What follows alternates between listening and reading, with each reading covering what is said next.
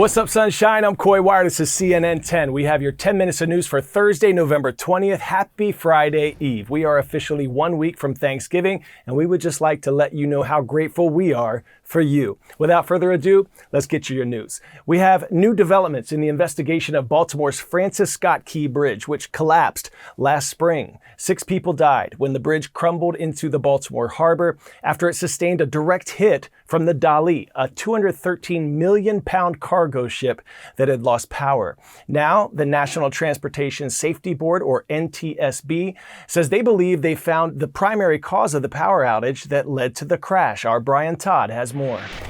NTSB investigators, in determining the probable cause of the collision that brought down Baltimore's Francis Scott Key Bridge last year, determined that one key failure really triggered a series of other events, and that was the faulty wire connection. A signal wire connected to a circuit breaker was not properly connected because there was a label sticker placed too close on the wire to the connection point. We have a diagram that they showed of that wire and how it should have been placed.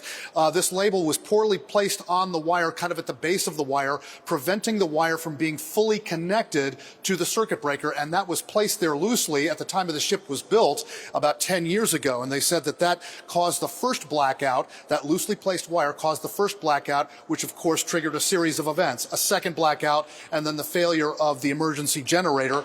Jennifer Homendy, the NTSB chairwoman, said that this vessel is about as long as the Eiffel Tower is tall, and trying to find a loose wire on a ship like this is like trying to find a loose bolt on the Eiffel Tower.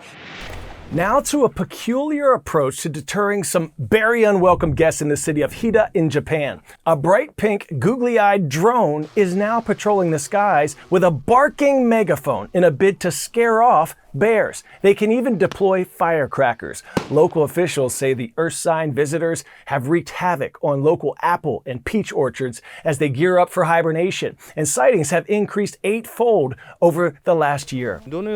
We examined whether to drive the bears away by hand or use dogs.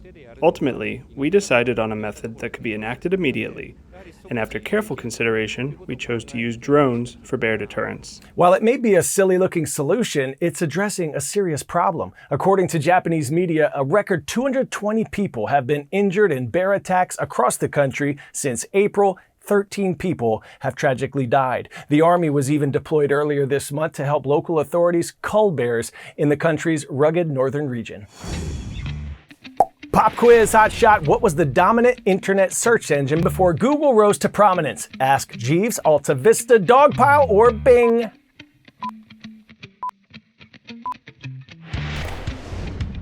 If you said Alta Vista, your search is over. The website claimed to have indexed 20 million pages. Massive number for 1995. It quickly became known for its speed. For context though, Google's index contains hundreds of billions of web pages today. The internet is constantly growing, changing, and evolving, but have you ever wondered if it's possible to keep a record of everything that's ever been posted online? That's exactly what one group is attempting to do. The Internet Archive has been saving a page-by-page record of the entire web for nearly 3 decades. Our Hadass Gold had a chance to browse their San Francisco headquarters to see how the mind-blowing operation works and how they're bracing for the age of AI.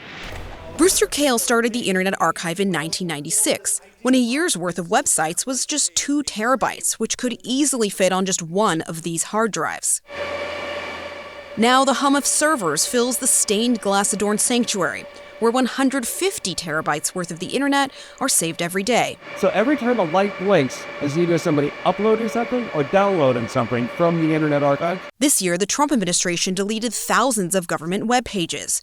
When everything from health policies to achievements by minority military members disappeared, the Internet Archive was able to help show and preserve what had been removed. This change was huge. Whole sections of the web came down. They have a new point of view. And that's why we have libraries to go and have the record. Do you ever feel that what the Internet Archive is doing is preserving truth? The Internet Archive preserves a record. And whether it's true or not is actually for others to interpret. To protect against future threats, both physical and political, the Internet Archive has copies of its servers in multiple locations around the world. Are you concerned at all that you guys will be targeted at some point? let's go and make it so that there's different points of view stored and made permanently accessible in different environments. So libraries have always been under attack. Now, more than during my lifetime, but let's go and live up to the moment. We're seeing the rise of AI. Should we be recording something that was created by AI in the same way we record things that were created by humans? We're starting some experimental programs because so many people are turning to the chatbots as a news source. And so they're going and just typing these things in. It's a preliminary project still to go and record what did the different chatbots say about the current affairs. So we want a record of our times, and this is just another aspect of it. And they don't just save web pages. Libraries, museums, or really anyone can ask the team to digitize and help preserve physical records, such as music, TV, and books. This is 1947. We had electricity already. Let me show you what happened in 1927. So this is what 1927 sounded like. Books are carefully photographed page by page, digitized, and posted online. Here we go. Boink. Even entire vintage video games are preserved, playable without the need of old consoles. My browser is going to be running a JavaScript IBM PC and using the Internet Archive as a giant floppy drive. The archive has recently emerged from years of legal battles over copyright claims and is celebrating saving more than 1 trillion web pages, meeting their fans and supporters offline. There are a lot of people that are just passionate about the cause. There's a cyberpunk atmosphere. In this day and age when truth has become increasingly hard to find, it's nice to have a hard copy of something that was actually out there. A party they hope to host again with the next trillion pages. Kid, honestly, I could go on and on. I could explain every natural phenomenon. The tide, the grass, the ground. Instead, we have news about Disney releasing a first look at the live-action adaptation of Moana.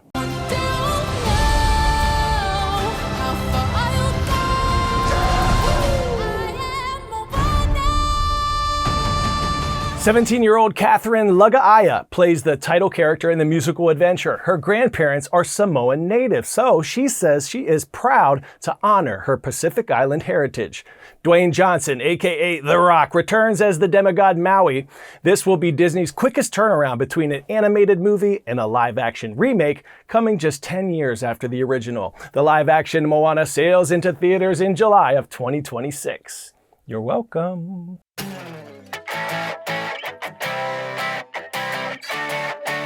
Today's story getting a 10 out of 10. A Dodgers holiday tradition, giving fans something extra to be thankful for. The World Series champs hosted their annual Thanksgiving drive-through turkey giveaway at the Dream Center. They handed out 1,500 Thanksgiving feasts. Will Klein, one of the pitchers in that marathon Game 3 of the World Series, put that arm to good use, tossing out meals to people in need. It's just really great to be able to give back to the community in LA, especially with all the support that they've showed us and everything that's going on here and all the hardships that have been happening to these people. And so it's nice to be able to give back. And just growing up, my mom taught a lot of underprivileged and underfunded students and stuff. So just be able to do my part and learn from her experience is really nice.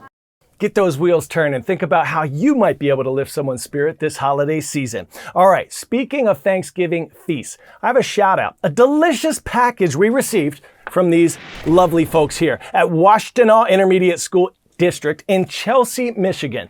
They took a field trip to Jiffy Cornbread headquarters. Look what they brought us, y'all. They got to meet with their CEO and they sent us some souvenirs. My team and I will absolutely make good use of these. We will enjoy them very much. And the rest of them, we're going to bake up and give them to some folks who might need them. Thank you. I have another shout out now. This one goes to our friends at Crescent City in Crescent City, California. Mr. Rice, Mrs. Buckman, and friends at Redwood Elementary School. Thank you for making us part of your day. Go on out, make someone smile today. I'll see you again next time. Let's make it tomorrow, shall we? I'm Coy Wire, and we are CNN 10.